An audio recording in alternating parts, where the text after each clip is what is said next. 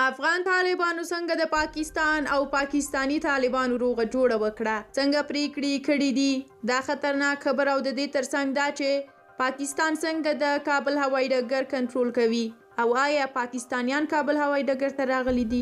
دا ټول په همدې ویډیو کې وګورئ. کابل د تحریک طالبان پاکستان او د دې هیواد د امنیتي چارواکو ترمنځ د خبرو کولو د دویم پړاو کوربتوب وکړ.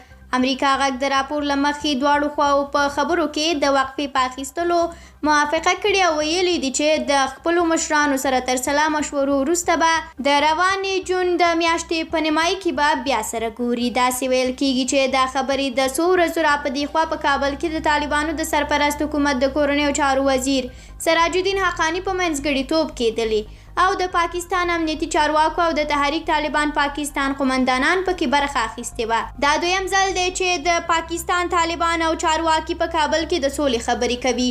یو پاکستانی چارواکي د نوم د نښودلو په شرط امریکا غږ ته وویل خبرې د افغانستان د طالبانو په غوښتنه شوي دي. د خبرو د پیل راهیسې ګڼ شمېر پاکستانی طالبان د زندانونو څخه خوشي شوي دي او په ځواب کې طالبانو په پاکستان کې بریدونه کم کړي دي.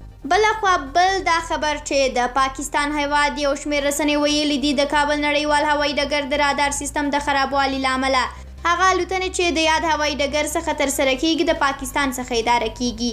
د پاکستان د آی واي ټلویزیون د راپور له مخې د کابل په نړیوال هوایي ډګر کې نصب شوی رادار خراب شوی دی چې له امله یې اوس الوتنې له پاکستان څخه اداره کیږي. د نوموړي ټلویزیون په راپور کې همدارنګه ویل شوي دي چې د کابل نړیوال هوایي ډګر د رادار سیستم به د 2022 کال د اګست تر 30 پورې موجود نه وي او د اوس وخت لپاره ټولې الوتنې د پاکستان د لاهور، کراچۍ او اسلام آباد هوایي ډګرونو څخه اداره کیږي. بلخوا د پاکستان د هوا نوري اداري مسؤلین بیا دا خبر ردوي او وایي چې د کابل هوایي ډګر څخه ټولې الوتنې د کابل هوایي ډګر څخه اداره کیږي او د پاکستان دغه ټلویزیون راپور غلط او دروغ دی.